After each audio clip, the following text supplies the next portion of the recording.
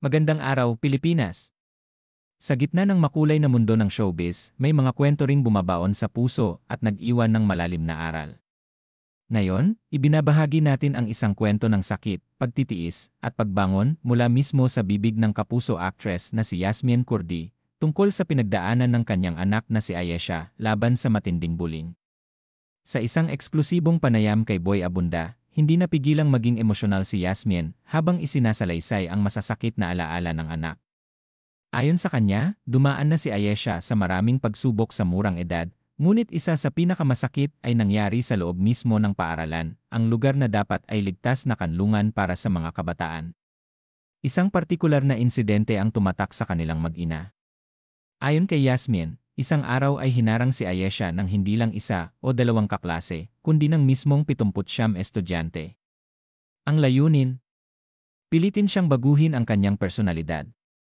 Higit pa riyan, pinilit siyang magsabi ng 10 negatibong bagay tungkol sa sarili niya.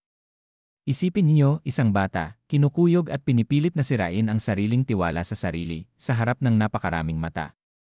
Naawa lang ako sa anak ko. Sobra.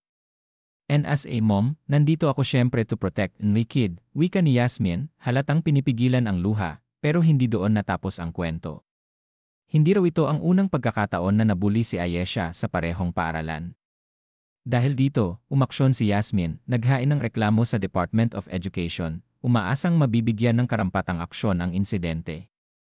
Ngunit habang hinihintay ang tugon, agad niyang inalis ang anak sa paaralan at ipinahinto sa regular na klase. Para sa kanya, mas mahalaga ang kaligtasan at kapakanan ng anak kaysa anumang academic routine. Sa halip, nagsimula si Ayesha sa 6 na buwang tuloy-tuloy na therapy para tulungan siyang makabangon mula sa panic at anxiety attacks na dulot ng pangyayari. Kasabay nito, pinasok siya ni Yasmine sa homeschooling. Hindi naging madali, ngunit sa tulong ng mga dating guro ni Yasmine, na siya ring produkto ng homeschooling, nakahanap sila ng bagong paraan para ipagpatuloy ang edukasyon ng bata. Ngunit hindi lang sa aral nakatuon si Yasmine.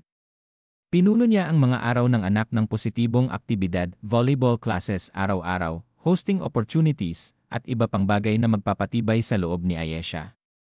Hanggang sa isang araw, sinabi ng therapist na handa na si Ayesha bumalik sa regular school, sa bago niyang paaralan, tila bagong umaga ang sumalubong kay Ayesha. Muli siyang nagningning, naging host siya ng kanilang career day, at dahil sa sipag sa volleyball, nakapasok na rin siya sa varsity team. Para kay Yasmine, malaking ginhawa ang makita ang anak na muling ngumiti at magtiwala sa sarili, kahit paminsan-minsan ay may mga trigger na bumabalik. Sa tuwing nangyayari iyon, balik sila sa therapy, patuloy na lumalaban, patuloy na naghihilom. Sa huli, isang mensahe ang iniwan ni Yasmine para sa lahat ng magulang, huwag hayaang matakot ang inyong mga anak na magsabi ng totoo. Panatilihin ang bukas na komunikasyon at iparamdam sa kanila na walang dapat ikahiya. You don't have to be ashamed of anything, mariing wika niya, isang kwento ng isang batang matapang at isang inang handang ipaglaban ang anak laban sa anumang panganib.